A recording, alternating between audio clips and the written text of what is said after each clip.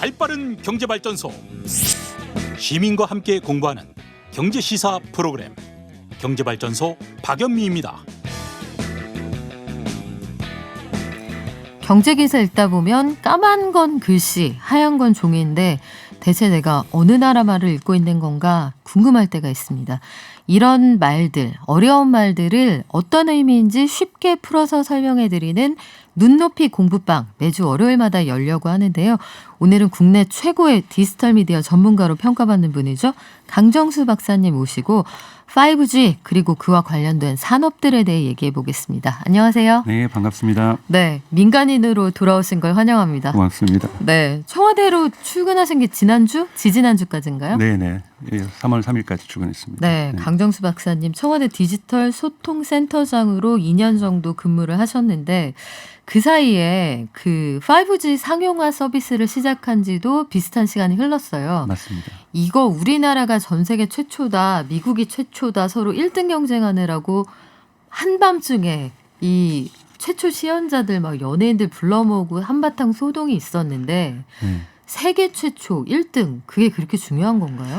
그렇게 중요한지는 조금 이따 말씀을 드리고 저희가 2019년 4월 5일 그러니까 약 2년 전쯤에 미국보다 약 58분 좀 빠르게 먼저 세계 최초의 상영을 했습니다. 근데 당시에 이제 워싱턴 포스트라든지 CNN을 보면 미국 같은 경우엔 The Race to 5G라는 말을 많이 써요. 그러니까 즉 5G로 하는 경쟁.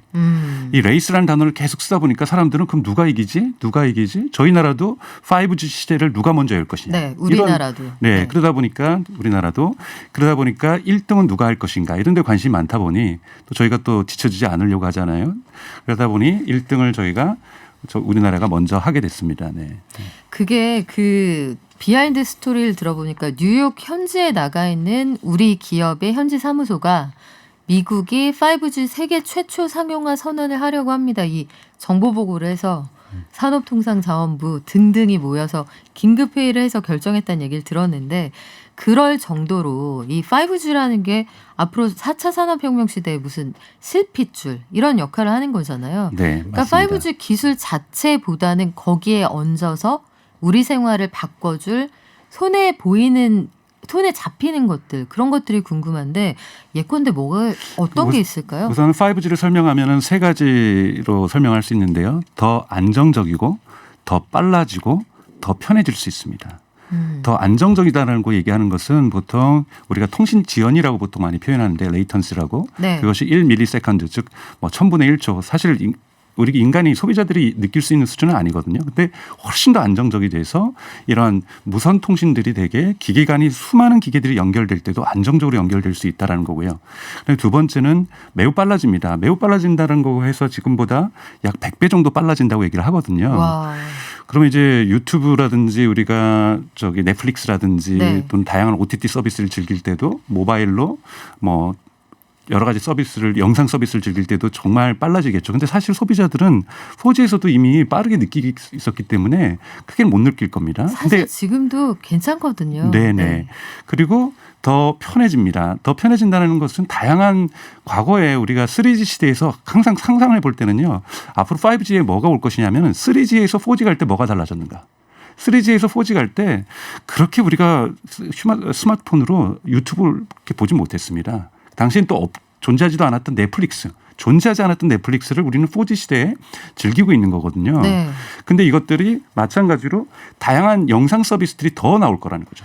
아, 빠르고 편리하고 지연이 안 되는 네. 통신 서비스가 나오면 네. 그에 걸맞는 서비스가 후에 개발이 돼서 착착 그렇죠. 얹어진다는 말씀이죠. 마찬가지로 우리가 그 당시 상상할 수 없었던 것은 모바일로 스마트폰으로 이러한 영상을 언제 어디서나 즉 미리 다운받아서 보는 게 아니라 네. 실시간으로 연결해서 흔히 말하는 온디맨드 서비스라고 하죠. 실시간으로 연결해서 서비스를 볼 것을 3G에서 4G 갈 때는 상상을 못했던 것처럼 저희가 4G에서 5G로 간다라면 상상하지 못하는 새로운 서비스가 나올 수 있습니다. 이런 부분들을 전문가들이 얘기하는 것은 AR 서비스에서도 새로운 상상하지 못하는 서비스가 나올 거고 VR에서도 VR은 사실은 인도어 서비스라고 해서 많은 전기라든지 통신의 안정성들을 요구하기 때문에 네. 유선으로 서비스를 많이 즐겨야 되거든요. 근데 이런 VR 서비스도 우리가 무선에서 즐길 수 있게 되는 거고요. 그리고 또 하나는 다양하게 커넥티드 카라고 하는 요즘 많이 사람들이 얘기하고 있는 자동차를 연결되는 거 이런 데서도 네. 이제 우리가 새로운 서비스를 기대할 수 있게 되는 거죠. 그렇군요. AR이라고 하면 증강현실 말씀하시는 거잖아요. 네, 맞습니다. 요거 포켓몬스터 같은 게임할 때 실제 있는 사물에 어떤 디지털 피규어 같은 게 실제로 돌아다니는 것처럼 얹어서 하는 요런 게 증강현실인 맞습니다. 거고. 증강현실이고요. 네. VR은 정말로 내가 여기와 완전히 다른 시공간에 가 있는 듯한 뭐 나이아가라 폭포에서 떨어지는 듯한 체험 이게 VR인 거죠. 그렇죠. 그러면 VR 서비스를 하다가 체험관에서 전기가 나가버린다든지 아니면 통신이 끊긴다든지 하면 절벽에서 떨어지려다가 그냥 앞으로 쾅 이렇게 되는 거죠. 네네. 네. VR 서비스는 전력도 많이 소비하지만 통신이 되게 안정적이어야 되거든요. 그러다 보니까 항상 VR 우리가 보통 시연하는 것들은요. 홀로그램이라든지 이런 다 시연하는 것들은 다 유선 인터넷을 이용하고 있거든요. 그렇군요. 그러니까 무선에서 사용한다는 것은 우리가 상상을 못했던 겁니다. 근데 이런 것들을 무선을 할 수 있다는 거는 제가 갑자기 제 방에 있다가 제 친구한테 얘기할 때 백그라운드로 나야가라 폭포를 제시할 수도 있는 거고 제가 나야가라 폭포로 진짜로 이동할 수 있는 거고 네. 그쪽으로 친구들을 초대할 수 있는 거죠. 근데 그것도 제가 방에 있을 뿐만이 아니라 길을 걷다가 또는 스타벅스에서 커피를 마시다가 이런 데서도 제가 VR을 구현할 수 있다는 것은 우리가 항상 어떤 정해진 공간에서 유선 인터넷만 있었을 때 가능했던 거하고는 다른 거죠. 완전히 얘기가 달라지네요. 그렇죠. 그러니까 시공간을 초월할 수 있는 속도가 달라진다는 건데 그렇다면은 이게 5G가 뭔지 손에 잡히게 확 알진 못하겠지만 빠르고 편하고 지연되지 않는다. 요거까지 요 세 가지를 기억하면 알아들었어요. 그 통신사들이 이걸 또 어렵게 설명을 해서 초저지연성 이 말도 안 되는 한국말을 그게 초지연성이 더욱더 안정적이다니까 끊기지 않는다라는 거죠. 지연되지 않음이 더 심해졌다 이런 뜻이잖아요. 네네네. 그러니까 지연되지 않는다 이런 얘기인데 이게 사실은 소비자들 가운데는 아니 5G 하면은 그런다고 해서 내가 샀다. 네. 그 서비스 요금이 훨씬 비싸다. 그런데 대부분 요금은 비싼데 아니던데 나는 버퍼링이 심하고 오히려 LTE로 접속될 때가 훨씬 많던데 이런 얘기도 하시거든요. 네네.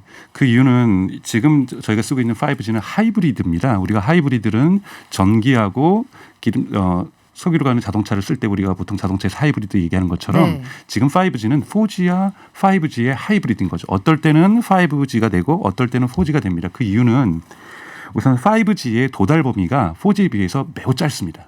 그러다 보니까 기지국을 어마어마하게 많이 세워야 되는 거예요. 네. 그러니까 지금 도심 같은 경우에나 건물 같은 경우에 사람들이 거리가 많은 통행이 많은 지하철 같은 데는 지금 통신사에서 빠른 속도로 지금 이 기지국들을 증가시키고 있거든요. 이런 부분에서는 5G가 되지만 요러한 밀집 지역을 조금만 벗어나도 4G가 되는 거죠.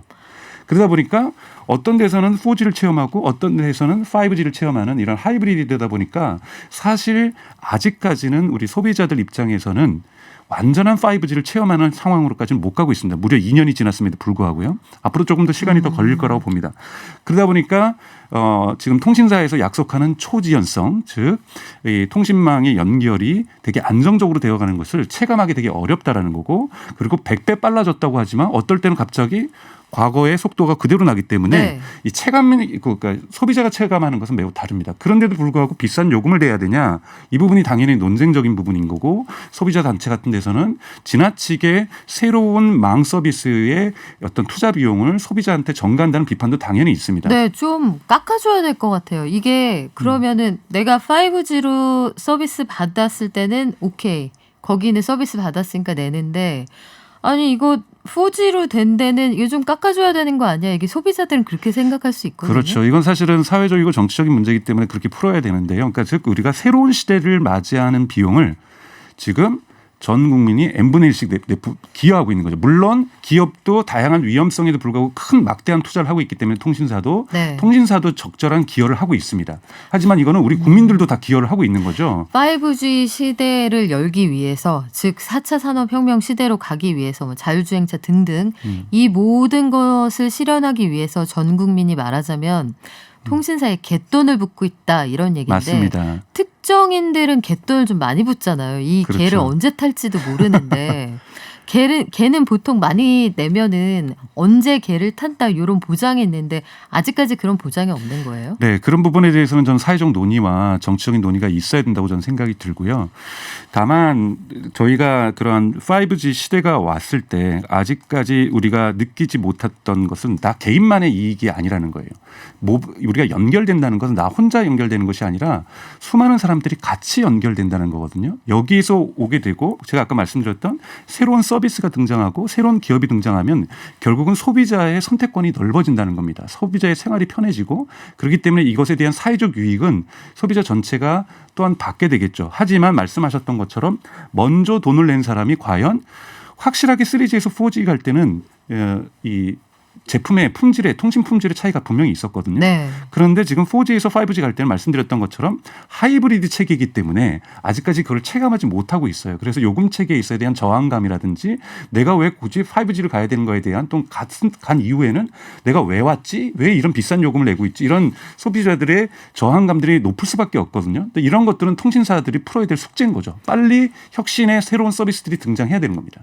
그렇죠. 혁신의 서비스를 위한 어떤 노력들이 필요한데 제가 보기엔 이런 것도 필요한 것 같아요. 뭔가 신장 개업을 하면 떡도 돌리고 네. 그러니까 첫사랑 감사드리며 끼워드리는 사은품도 있고 네. 하다못해 동네 슈퍼가 문을 열어도 고무장갑이라도 하나 주잖아요. 그래서 저 같은 경우에는 네. 조금 하나 스스로 혜택을 마련했는데 그래서 저는 유선 인터넷을 집에서 끊었습니다. 왜냐하면 이 5G 지금 서비스 체계에 뭐가 있냐면 테더링 서비스에 대한 볼륨을 되게 크게 높여서 테더링이라는 게 하나가 네트워크에 연결이 돼 있으면 그 전화기를 기반으로 해서 그렇죠. 다른 데서 따서 통신을 쓸 수 있는 예, 거죠. 제 스마트폰으로 저의 노트북에 연결해서 저는 네. 넷플릭스를 보고 있는데 예를 들면 그런 부분에서 용량이 지금 저 같은 경우는 60GB거든요. 이건 무제한이고 그러니까 스마트 기기에 5G는 연결해서 무제한 쓰지만 대단히 빠른 속도로 저희 노트북에서 넷플릭스를 한 달에 많은 용량을 볼 수 있습니다. 그러니까 이 정도의 서비스를 주고 있으니까 저는 이 비용을 아끼기 위해서 집에서 유선 인터넷을 끊었거든요. 그러니까 이 정도로 소비자가 현명하게 좀 행동하지 않는 이상 경제적 유익을 갖기 어려운 거죠. 떡을 제가 만들어서 먹어야 되는 거죠. 내 떡은 셀프로 돌려야 되나요? 그렇죠. 그러니까 그런 부분이 아직까지 한계이기 때문에 네. 통신사의 숙제들이 되게 많다고 저는 생각이 듭니다. 통신사가 좀 부지런히 숙제하셔야 될 것 같은데 일단 그렇게 되면 버퍼링이 없다는 가정하에 5G가 원래 본연의 기능을 다 해준다는 가정하에 그렇다면 이걸 응용할 수 있는 분야가 되게 많아질 것 같은데 1분 1초가 급한 분야, 뭐 응급의료 이런 데에서는 이 기술이 실제로 요 100% 기능을 해준다면 도움이 꽤 되겠네요. 그렇죠. 의료 부분에서는 사실은 우리 흔히 말하는 원격 의료라고 얘기를 한다거나 요즘 비대면 의료를 네. 많이 얘기를 하는데요. 여기에서는 의료에서는 많은 데이터들이 전송됩니다. 예를 들면 저에게 저 응급 환자의 과거에 찍었던 MRI 데이터가 필요할 수도 있는 거고요. 다른 병원에서 찍었던 그렇죠. 그것을 갖다가 지금 1초 만에 또는 10초 만에 제가 전송을 받는다면 이 의사가 이 응급 환자를 치료하는 데 있어서 많은 도움이 되겠죠. 정보를 쉽게 얻어서 진단 시간을 굉장히 아낄 그렇죠. 수도 있겠네요. 그래서 제가 말씀드린 빠르고 네. 안정적으로 그리고 이렇게 편하게 정보를 얻게 된다라면 위급한 상황에 놓인 환자를 치료하는데 좀 더 효과적인 어떠한 치료가 될 수가 있고 빠른 치료가 될 수 있어서 되게 생명을 구하는 데 도움이 될 수도 있고요. 이런 부분에서 즉 의료 부분에서는 이렇게 아까 말씀드렸던 안정적이고 빠르고 편하게 데이터에 접근하는 것은 매우 중요합니다. 왜냐하면 다양한 데이터들이 환자 개인이 갖고 있는 종합적인 데이터들이 종합되어서 의료적인 판단을 하는데 도움을 줄 수 있기 때문인 거죠. 그래서 앞으로에서 이런 비대면 의료라든지 또는 비대면 의료가 아니더라도 갑자기 A라는 환자가 생겼을 때 B라는 병원을 갔는데 이 B라는 병원에는 A 환자에 대한 사전 정보가 없을 때 빠른 속도로 와서 이 A 환자를 B 병원에서 빠르게 효과적으로 치료할 수 있다면 이것도 도움이 되는 거죠. 근데 보통은 지금은 그 병원 가서 CD 같은 데 복사해 오라고 하잖아요. 그게 그리고 본인만 되고 네. 신분증 가져오고 네. 본인이 신분증 내고 가서 몇만 원 내고 복사해 가세요 이렇게 얘기를 하는데 그러면 일단 병원 입장에서 수입이 약간 줄어들 수 있고 또 한 가지는 개인정보를 위급하다고 해서 모든 병원이 공유하거나 전송할 수 있느냐 이런 논쟁적인 부분 좀 있을 수 당연히 있겠네요. 있죠. 새로운 네. 기술이 오면은 새로운 기술과 함께 항상 새로운 사회적 문제가 옵니다. 그것이 바로 이러한 개인정보 문제 이슈는 대단히 큰 문제고 이 부분을 어떻게 익명화 처리할 것인가 또는 이 부분을 어떻게 상업적으로 이용하지 않게 할 것인가 또는 이것을 그 환자가 과거에 보니까 예를 들면은 입원비를 제때 못 냈던 경력을 함께 전송해서는 안 되는데 그것이 만약에 같이 따라와서 이 환자를 갖다 차별한다든지 이런 이슈들이 발생할 수 있거든요. 그래서 그러네요. 이런 부분에 대한 다양한 사회적 문제 항상 새로운 기술은 사회적 문제를 낳습니다. 이 부분은 우리 사회가 같이 논의해서 이거에 대한 해결 방안들을 찾아야 되는 거죠. 고민할 게 되게 많은데 그 자동차가 사실은 우리 5G 산업혁명 얘기하면 항상 제일 많이 나온 얘기잖아요. 자율주행차 같은 것들도 고객이 가지고 있는 자율주행차의 자율주행 그 정보를 누가 가질 것이냐. 또 나아가서는 이커머스가 거의 일상화돼 있는데 결제 정보라는 게 사실은 마케팅의 핵심적인 정보잖아요. 아, 강정수라는 사람은 아침에 일어나서 여기서 커피 사서 저쪽 길을 건너서 이 차를 타고 저걸 사 먹네. 이게 다 드러나는 거니까 네. 이 데이터를 가지고 주도권을 누가 가져갈 것인가 이 싸움도 치열하겠어요. 맞습니다. 그러니까 자율주행차가 된다라는 것은 이제 물론 자율주행은 반드시 커넥티드카를 전제 조건으로 하지는 않습니다. 왜냐하면 통신이 끊겨서도 운전을 할 수 있어야 되거든요. 네. 그렇기 때문에 이런 레이더라든지 이런 부분들을 가지고 있어서 자율주행이 가능하지만 자동차끼리 연결이 된다라면 앞에 50m 가는 차량이 위험을 먼저 발견하면 뒤에다가 교신을 줄 수 있겠죠. 또는 저 앞에 경찰이 있어 그러면 조심하라고 먼저 사인을 줄 수도 있고요. 그러니까 여러 가지 형태로 자동차끼리 커뮤니케이션 하면은 네. 우리가 한 명이 고민하던 것을 우리가 집단지성이라는 것처럼 1000명이 고민하면 해결책을 빨리 낳는 것처럼 한 두 대가 연결된 것보다는 1000대가 연결된 것이 10,000대가 연결된 것이 10만 대가 연결된 것이 훨씬 더 정보를 교환하기 때문에 훨씬 더 많은 유익을 가져올 수 있죠. 이것이 커넥티드카의 힘이고 장점이거든요. 근데 여기에는 당연하게 그렇다면은 욕심이 생깁니다. 저 10만 대가 연결된 자동차끼리 연결된 저 데이터를 요즘 데이터가 새로운 기름이라고 하는데 누가 가질 것이냐. 통신사가 가질 것이냐. 자동차 제조사가 가질 것이냐. 또 소비자는 얘기할 수 있죠. 이건 소비자가 만들어 놓습니까? 소비자에게 내 거가 돼야 되고 아니면 내가 기여한 만큼 나에게 주든지.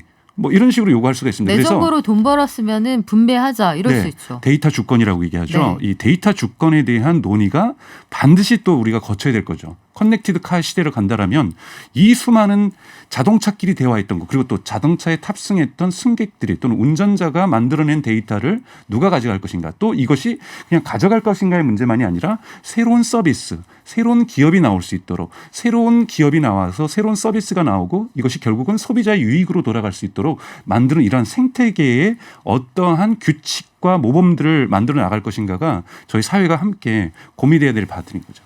아, 고민할 거 되게 많은데 그 생각이 드네요. 그 한참 타다 논란이 있을 때 카카오택시가 가지고 있었던 엄청난 호출 정보와 데이터 서비스 때문에 이게 몇 시에 어디가 제일 택시 잡기가 어렵다 혹은 승차율이 제일 높다 몇 시에 손님이 제일 많다 이런 것들이 그 회사가 가지고 있는 근본적인 경쟁력이 되잖아요. 그렇죠. 앞으로 데이터가 가지는 중요성은 엄청나게 커질 것 같은데 교수님 말씀 들으면서 지금 살들의 주영님 쓰지도 않는 5G 5만 원 넘게 2년째 요금 내고 있어서 화가 머리끝까지 나셨네요. 2824님 5G 세계 1위면 뭐하노 터지지도 않는데 터진다고 합니다. 조금 기다려보죠. 4979님 5G 기계를 사서 5G 요금 내고 너무 발열이 심해서 LTE로 쓰고 있습니다. 뭐가 더 좋은지 모르겠어요. 아, 속상하시겠다. 3864서 286으로 쓰고 계시다는 얘기인데 너무 옛날 사람인가요? 977 하나님 고속도로 차 막혀서 짜증 유발해도 통행료 다 받아요. 그래요. 이게 빵빵 뚫릴 때하고 네. 막힐 때하고 어쨌든 통행료는 똑같이 받는다는 얘기니까 5G 안 뚫려도 조금 기다려봐라. 뭐 이런 말씀인 것 같은데 그러게요. 이게 어떻게 앞으로 흘러갈지 모르겠습니다만 5G라는 통신망이 앞으로의 시대를 완전히 변하게 할 핏줄 실핏줄 같은 그런 역할을 할 것만은 분명해 보여요. 앞으로도 교수님 모시고 자주 신기술, 새로운 서비스에 대한 얘기 많이 들어볼 건데 제가 개인적으로 궁금한 거 한 가지 숙제로 드려도 될까요? 네. 그 일론 머스크, 네. 우리가 다 아는 사람이죠. 네. 그 사람 부인인 그라임스라는 가수가 대체 불가능한 블록체인 암호화폐를 가지고 20분 만에 60억을 벌었대요. 이게 무슨 얘기인지 다음 시간에 좀 알려주세요. 제가 쉽게 말씀드리도록 하겠습니다. 준비하세요. 네, 오늘 눈높이 공부방에서 강정수 박사님과 함께 재밌는 얘기 많이 나눠봤는데요. 신기술과 가까워지는 시간 또 기대해 주시고요. 오늘 정말 재밌었습니다. 고맙습니다. 고맙습니다.